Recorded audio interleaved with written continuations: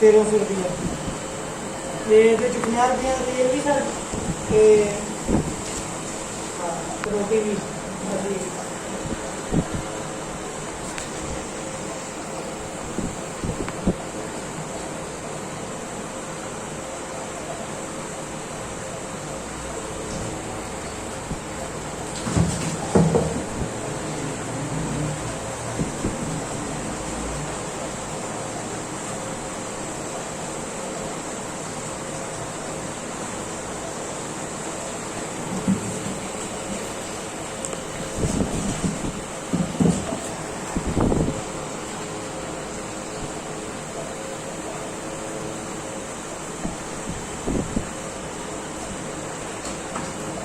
Bill कितना है? Bill sir जो जटा दे देने का और एक जो देव से दूसरा सलाद इसमें में कितने का बेस कितना दिया? एक का 900 और दूसरे का 400 मीटर की 1300 का हो गया 1300 का सर ते 50 रुपये तो ऐसी वो माल बस बाबे ने लिया बन ये अंदर ये पिछले के अंदर रहते के वही घर को रहता नहीं गया घर रहता नहीं घर कोई अरे पिछले की कहने दिया पिछले कहने की पिछले के अंदर भी तो पैसे रहते हैं फिर वो भी अपने अगले साल में उठाने का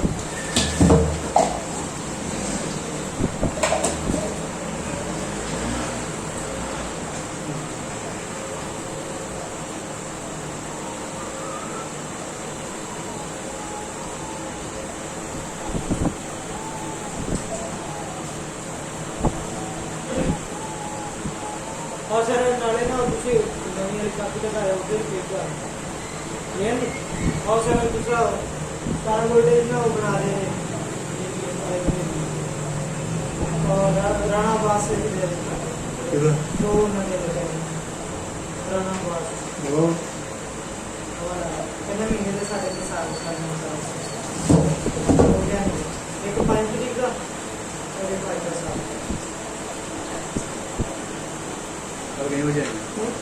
कोई काम नहीं सारे काम हो गए कल कितने बजे आएंगे है कल सुबह जल्दी आ जाएगा तू तो वो क्या नहीं जाना सर मैं तू घरों निकलता लेट है मैं तुझे दसा सर घरों निकलता लेट मैं सर जल्दियां बाय एक बात जाके की करदा जाके की करदा जाके सो जाना मैं नहीं सर मेरा घर मेन तो पता 3 किलोमीटर का मैं रोजाना टोल के आना हो गया मतलब फिट रहेगा 3 जल्दी किलोमीटर बुढ़ा नहीं होएगा तेरा फायदा ही है एक तो कम से कम 4 तो कितने किलोमीटर है 8 किलोमीटर बेटा ने कम से कम 3 किलोमीटर का रोजाना टोल के आना रात भी जाना हो गया घंटा आधा तो मैं साइकिल नहीं लेना ਉਹਨੇ ਰੱਖੀ ਬਾਸੇ ਉੱਤੇ एक्सीडेंट होया तो बाबा बेचारे बुरा हाल हो गया आगे मेरी बात जैसा कर प्रवाह तेरे को बहुत ज्यादा लगता है कार नाल होया गया सड़क क्रॉस कर साइकिल नहीं सड़क क्रॉस कर रहे थे यार दोस्त ने नहीं ध्यान रखा